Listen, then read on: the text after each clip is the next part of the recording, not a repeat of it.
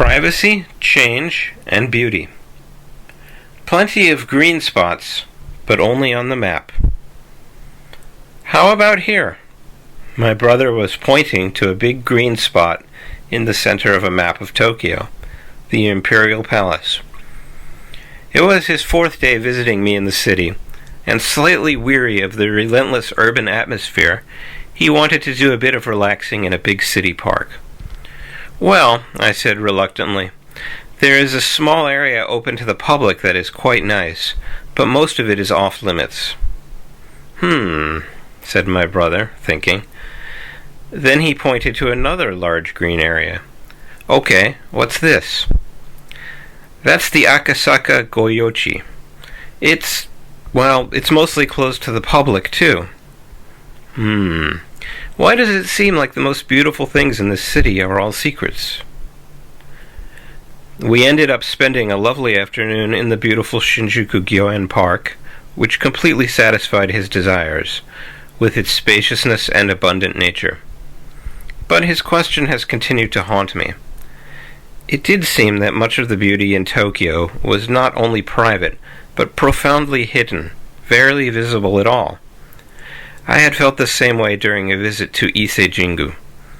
Although there are literally hundreds of shrines open to the public and awe-inspiring old-growth nature to enjoy, the most famous attraction, the Ise Grand Shrine, is only accessible to most people in the form of a few roof peaks glimpsed over a high wall. Clearly, ideas about privacy, secrecy, and even beauty are different in Japan than in many other places. The secret itself is the beauty.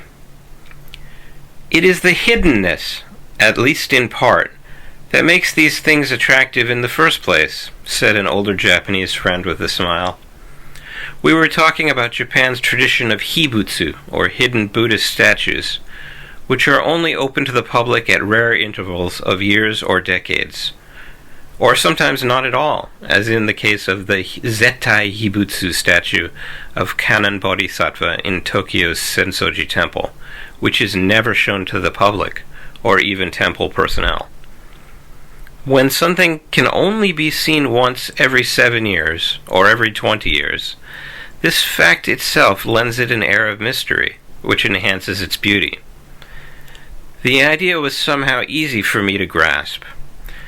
When we can't see something, it stimulates the imagination, and the mind is more drawn to it. This concept seems to permeate the history of beauty in Japan, whether in the case of solemn religious art and architecture, or the way human beauty is described more conventionally, in famous Japanese literature and popular entertainment alike. It represents, I believe, a very sophisticated insight into the interplay between what is seen and what is unseen, and a deep understanding of how imagination can fill in the unseen to add something extra, even transcendent. This is quite a contrast to the way beautiful things are usually displayed in other countries. European and American monuments are often placed in very central places, showcased and splashed with spotlights, or surrounded by large open spaces to make them seem larger. Many of the most expensive and beautiful palaces and mansions of Western nations are purposely situated in magnificently visible locations, almost shoved in one's face, while similarly ornate and luxurious homes in Japan are tucked modestly behind high walls. It seems more socially acceptable to be ostentatious about being rich in my country, said a man from South America who wished to remain anonymous. Even though the society is more violent than Japan, rich people don't wall off their homes as much. He chuckled a bit at this. Maybe because Japan is more of a middle-class society, there's a feeling that wealth should be hidden, he went on. Or perhaps it has something to do with the high population density. He laughed again. Or maybe my explanations are overly simplistic. Whatever the case, it made good food for thought. Everyday privacy. We don't need to look only at famous monuments or expensive dwellings to see that Japan is a place where privacy is valued on an everyday level. Here I am apt to agree with my friend quoted above that it might have something to do with high population density. All over the city, as soon as the sun goes down, the rattle of metal shutters and curtains being drawn shut is a familiar noise. "It's almost as dependable as a clock," said a woman from France, who also noted the way people used book covers to protect their reading material from prying eyes on the train, even when there is nothing to be embarrassed about.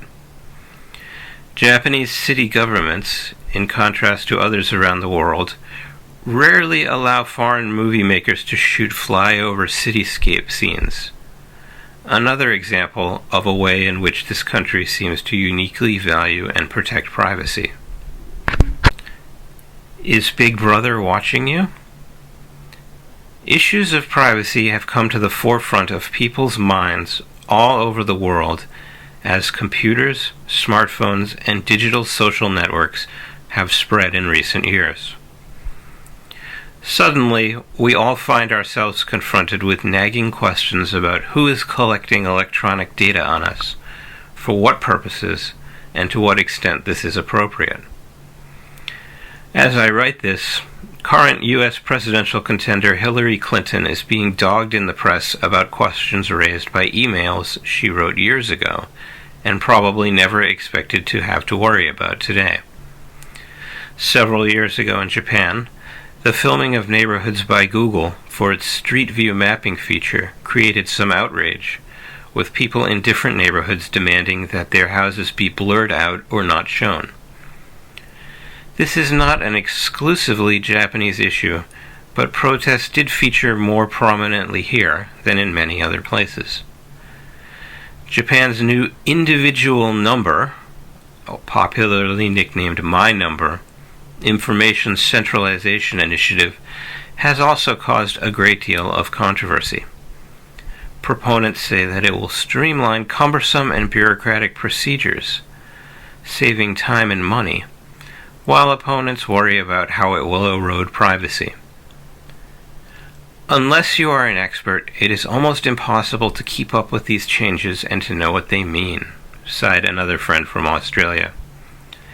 Every change like this promises more efficiency and connectivity, but I worry about what we aren't being told, or what could be abused later. Like so much in life, my guess is that we'll just have to wait and see. In the meantime, I can say that I've come to appreciate the Japanese sense of privacy, both for what it adds to beauty and to how it can make one feel a little less exposed in one of the world's most densely populated places. It is my hope that people continue to fight to protect it in ways both big and small.